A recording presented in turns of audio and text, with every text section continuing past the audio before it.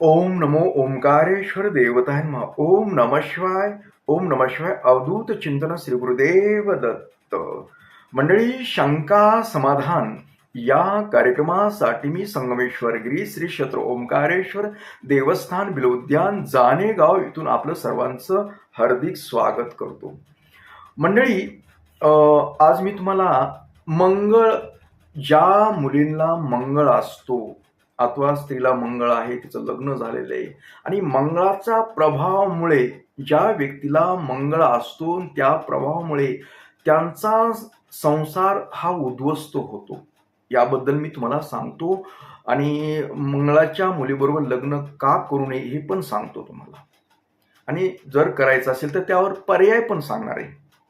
तर असो मंडळी, ज्या मुलींना मंगळ हा ग्रहाचा जर प्रभाव असेल ना, एक माझ्या अनुभवातून, तर ह्या मुली काही खराब वगैरे काही नसतात. खराब म्हणजे सुंदर असतात, सगळं चांगलं असतं, विचार चांगले असतात, सर्व व्यवस्थित प्रामाणिक असतात, कुठलाही दोष नाही, ते चांगल्या प्रकारे काम करू शकतात. फक्त दोष इथेच येतो की मंगळ असणारी मुलगी ती संसार करू शकत नाही. संसार करू शकत नाही म्हणजे काय? संसाराची आवड असते, तिला आवड नाही असं नाही, परंतु जी वैवाहिक जीवन असतं, नवरा बायकोचं जे जीवन आहे, ते जीवन ती भोगू शकत नाही.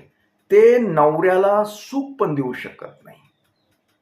कारण स्पष्ट सांगतो, अशा मंगळ ग्रहाच्या जी मुली असतात व स्त्री असतात, त्यांच्यामध्ये वैवाहिक जी सुख म्हणतो, वैवाहिक जी संबंध म्हणतो, आपण नवरा बायकोचे संबंध म्हणतो, ते पाहिजे तसे देऊ शकत नाहीत, त्या नवऱ्याला सुखच देऊ शकत नाहीत.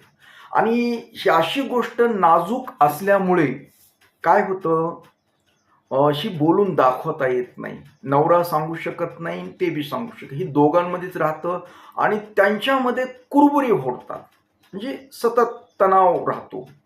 एक गोष्ट. दुसरी गोष्ट अशी असते की ही जी स्त्री अथवा मुलगी असते ना, ही स्वतंत्र विचाराची असते, स्वतंत्र विचार. तिच्यावर हुकूमत कुणाची चालत नाही, नवऱ्याची ना इतर लोकांची. त्याच्यामुळे ती स्वतंत्र विचाराची असल्यामुळे ती दुसऱ्याचं ऐकून घेऊ शकत नाही, तिला कोणी दुसऱ्यानं सांगितलं जमत नाही. त्याच्यामुळं घरामध्ये वातावरण तंग राहतं, वातावरण बिघडतं, आपलीच तरकटी करतात. पण उलट ह्या मुली काय करतात, अथवा मुलीच्या आईबाप नातलग काय करतात, मुलीचा दोष नाहीत बघत, ते नवऱ्याचा दोष काढतात. पोरगच चांगलं नाही, जावाई चांगला नाही, वगैरे वगैरे वगैरे. अगर त्या मुलाच्या घरच्यांना नावं ठेवतात.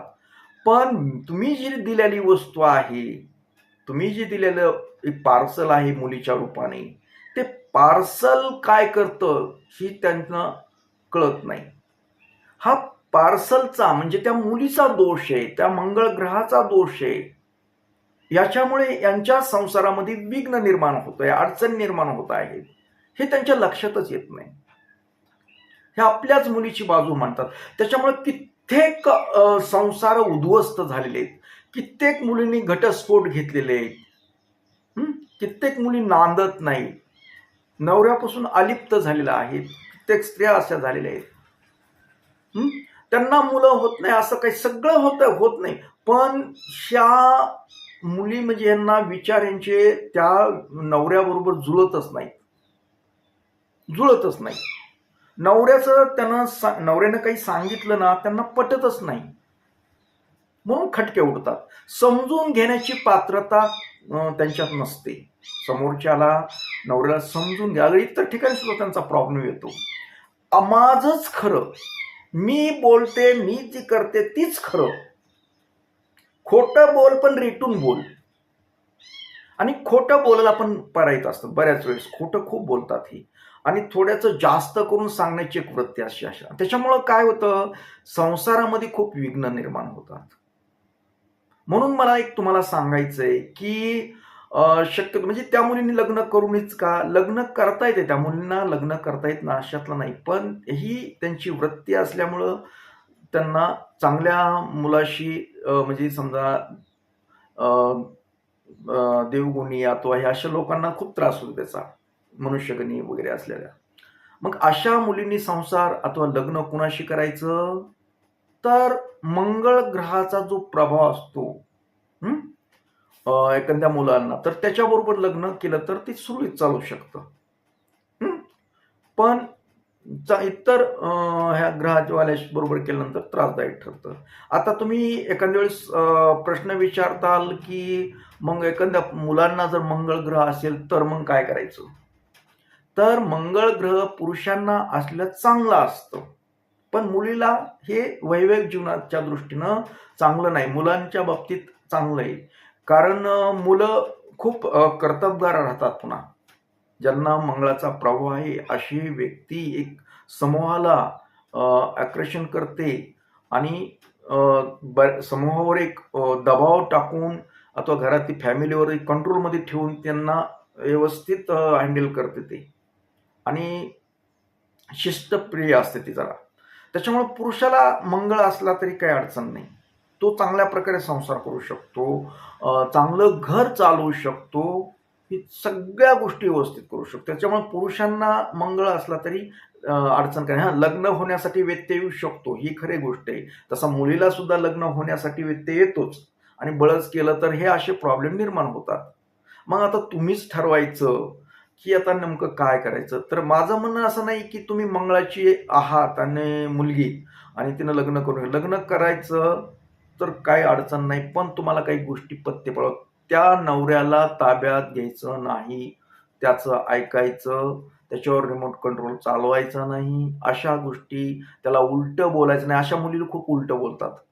मंगळ ग्रहाचं ज्यांना असतं ना प्रभाव, ते उलटं बोलतात. नवऱ्याचं कोणाचीच बीड राखत नाहीत. फटकने पुढचा माणूस बोलव्यातच एका दणक्यात थोबाडीतच मारायची तयारी असते, म्हणजे शब्दरूपाने. अशा डेंजर असतात ही मंगळ ग्रहाची. तर जरी असला आणि संसार करायचा असेल तर होतो, होत नाही असं नाही. पण समजूतदारपणा घेऊन करावा लागतो. पण कधी-कधी म्हणतात ना, वाघ म्हातारा झाला तरी काही गवत खात नाही. तसं हे जरी त्यांनी सौम्यपणा दाखवत असले तरी आतलं जे मंगळ आहे ना, कधी ना कधी बाहेर पडतोच आणि मी करतो कधी-कधी कार्यक्रम. जबरदस्त कार्यक्रम करतो. विदुष्ट निर्माण होतं संसारामध्ये जबरदस्त. मग आता जर मंगळ ग्रह आहे आणि संसार बी करण्याची इच्छा आहे, मग आपल्याला त्याबरोबर काय करावं लागेल? आणि दुसरा एक पर्याय आहे त्याच्यामध्ये. मंगळ ग्रहाचा जप, मंत्र जप करायचा मुलीनं. मुलीला ज्यांना मंगळ आहे, त्यांनी मंत्र जप करायचा. नियमितपणे करायचा. दररोज पूजा झाली की करत राहायचा. कधीही तो वाटलं तरी करा, सायंकाळी करा, सकाळी करा, पण मंत्र जप करायचा. तो मंत्र कोणता आहे ते पण तुम्हाला सांगतो. ओम अ ओम अ अंग्रकाय नमः. ओम अ अंग्रकाय नमः. ओम अ अंग्रकाय नमः. ओम अ अंग्रकाय नमः. हा मंत्र जप आहे. तुम्ही नियमितपणे करा, जास्तीत जास्त करा. मंगळ सौम्य होतो आणि जे तुमच्या घरामध्ये सांसारिक जे अडी-अडचणी, टेन्शन निर्माण होईल ते थोडंसं कमी होतं त्यानं आणि तुमचं मन सुद्धा स्थिर होतं, स्थिर होतं.